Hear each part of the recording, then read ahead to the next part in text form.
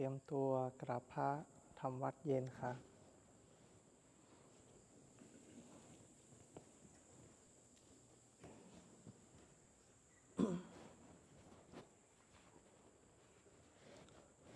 ทั้งหมดกราบพระพร้อมกันครับกราบกราบกราบกราบบารมีธรรมพ่อแม่ครูบาอาจารย์ครับ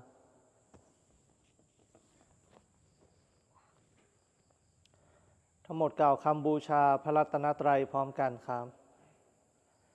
อิมินาสการเรนะพุทธังอภิปูชยามะอิมินาสการเรนะธัมมังอภิปูชยามะอิมินาสการเรนะสังฆังอภิปูชยามะอะระหังสัมมาสัมพุทโธภควาพุทธังภวันตังอภิวาเทมิสวากขาโตภควตาธัมโม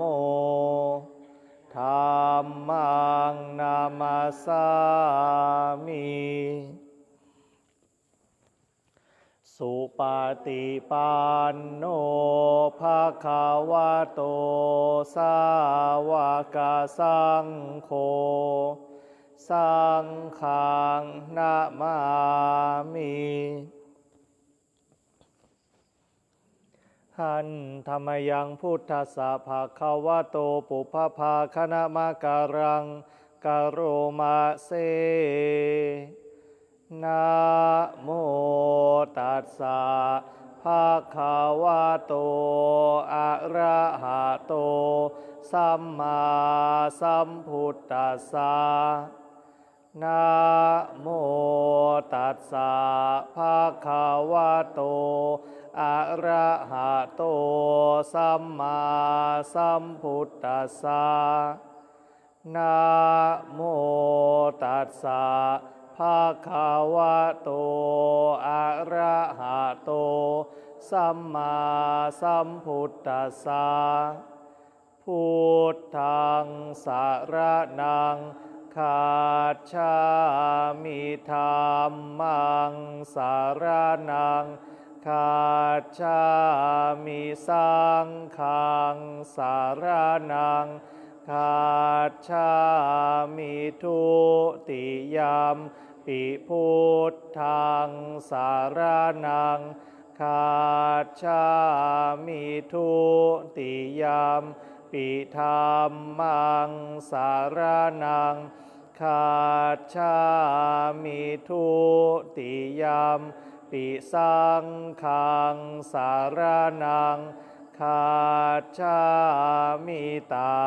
ติยมปิพุทธังสรณังคัจฉามิตติยมปิธัมมังสรณังคัจฉามิตติยมปิสังฆังสรณังคัจฉามิอิติปิโสภะคะวะอะระหังสัมมาสัมพุทโธวิชชาจารณสัมปันโนสุขโตโลกวิทูอนุตตโรปุริสธรรมมาสารทิสัตถาเทวมนุษย์สานังพุทโธภ ภาคาวา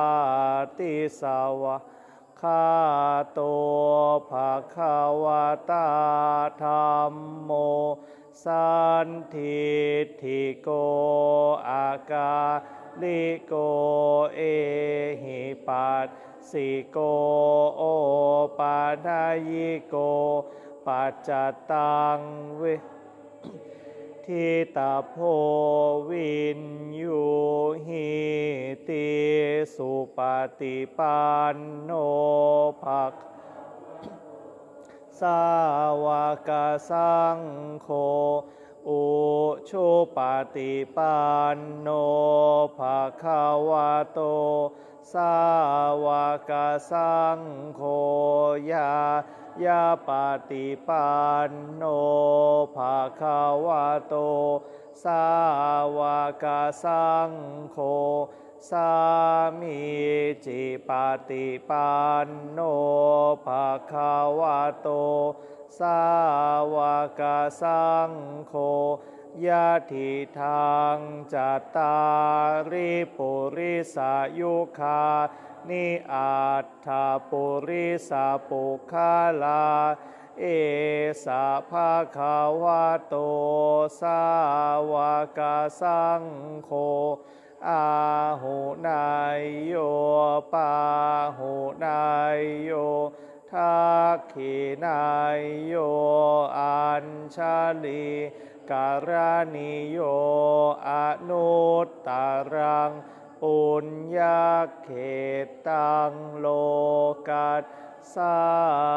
ติ